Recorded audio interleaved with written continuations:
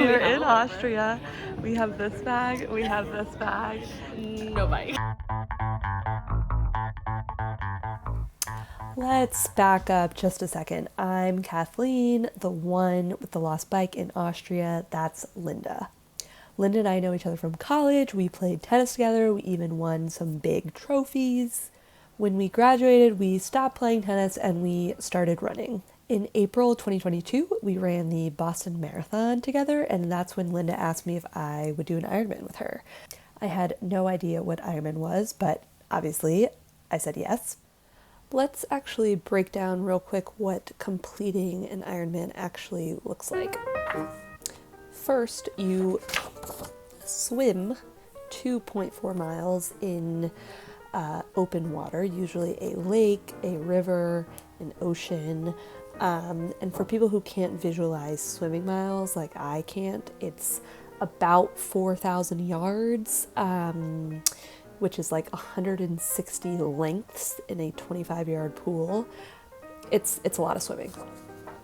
Then, if you survive the open sea, you get to jog on over to what is called a transition zone, and you hop on your bike for a cool 112 miles for someone like me who, on a good day, is biking 15 miles per hour. That's going to take almost 8 hours. If you manage to make it through the bike portion, which by the way is where intangibles like flat tires really come into play, then you have the pleasure of finishing your day off with a marathon, a 26.2 mile run. And by the way, all three of these activities, including your transitions, have to be done in under 17 hours, or else they don't consider you an Ironman. Linda Googled easiest Ironman races, and Austria popped up on some lists, so that's how we found ourselves at the Vienna airport. But let's back up again real quick. In July 2022, as soon as registration opened for the race that we were signing up for, we had a very official conference call with each other. We signed up, and we even took this screenshot as proof. At the time, neither of us owned a bike, a wetsuit, or even a pair of goggles, so we were really starting from scratch. To make sure we understood how triathlon works, we signed up for a practice half Ironman in April 2023. Very smart of us.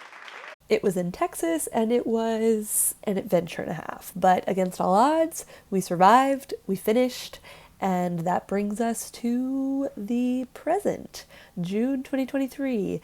In the Vienna airport, we arrived. Linda's bike sadly did not.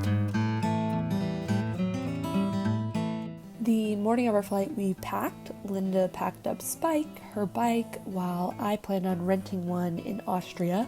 She even put fragile stickers on her bike bag. Maybe TSA was being too careful with Spike.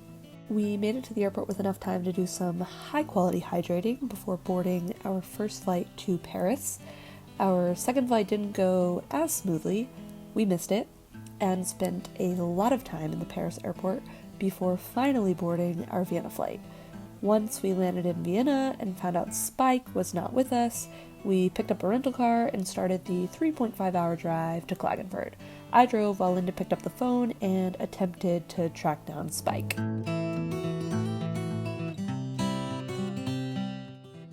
In the morning, we distracted ourselves from the bike issue with breakfast and ping pong. We headed to the race expo to check in and spent too much money on gear, but apparently we thought it was money well spent.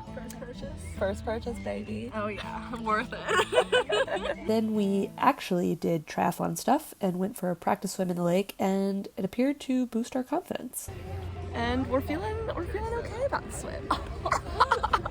We also ran some because we're triathletes, and I picked up my rental bike. Friday afternoon, we got some conflicting updates on the whereabouts of Spike. Is it in Vienna? I think it is in Vienna. But eventually got excellent news from our new favorite customer service rep named Tuna, who told us that Spike would be delivered to our hotel that night. Thanks, Tuna. Okay, oh, that's great news. Thank you so much. We celebrated by trying on our tri-kits and swim caps and then eating so much food from the amazing hotel buffet. Of course, we continued hydrating. The next morning was the day before the race, which was terrifying, but we continued distracting ourselves with various tasks such as drinking coffee, eating bread, laying out our race day outfits, and fuel, which oddly had different fonts despite being the same type of gel. We also made sure Spike still functioned after his long journey. He did. We got speed! So much speed! Then it was time to check our bikes into transition. Ours didn't quite look like the rest. All right, we've racked our bikes. The bikes around us are looking very intense. Meanwhile, hey, we're just happy to have bikes that move forward, okay? Oh yeah, we're happy to be here. We also hung up our bags that contained our biking and running gear on these hooks organized by number, and then it was time to eat more and attempt to sleep. It's Saturday night. Evening at 7:12 p.m. We ate dinner at 5 p.m.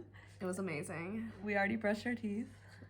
Have yet to start our Mortons. We're gonna start drinking some Morton, get those carbs in the system. Yes. Look at you, got your Ironman shirt I know. on. I'm wondering if I'm No, it doesn't say finisher on it. It doesn't say finisher on it. That's so true. No it just jinxing. says I'm just repping the company name, the brand. How are we feeling? Body is tired.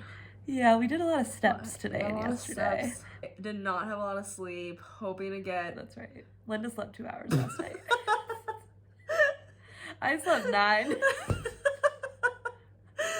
I'm hoping for 4. 4 today would be great. That'd be double your Yeah, that would average. be doubles. I'd be crushing That's yesterday. pretty good. It's pretty solid. 4 would be great.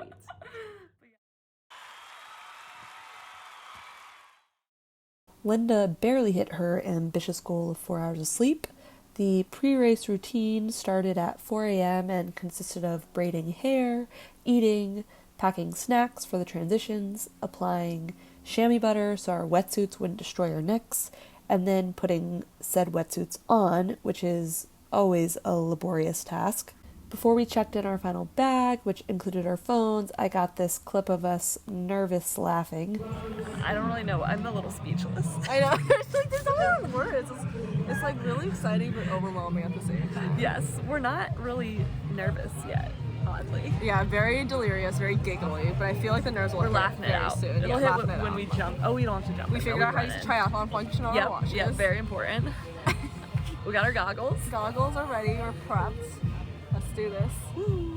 And then around 7:30 a.m., we were off.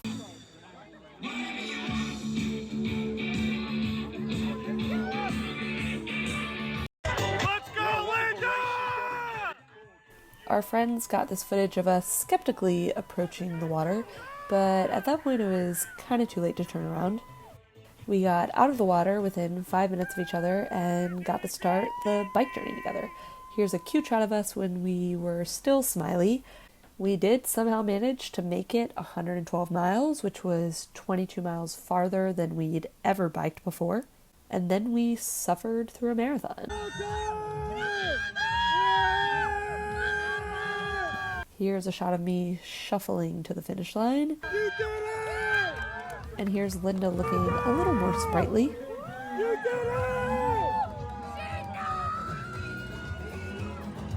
This is Linda. Representing the USA. Go, go, go, go, go, Linda. Well done, Linda. You are an Ironman. This sport is crazy, but also addicting, as I'm coming to learn. And if Linda asked me if I would do another one with her, even though I now know exactly what Ironman entails, I think I'd still say yes.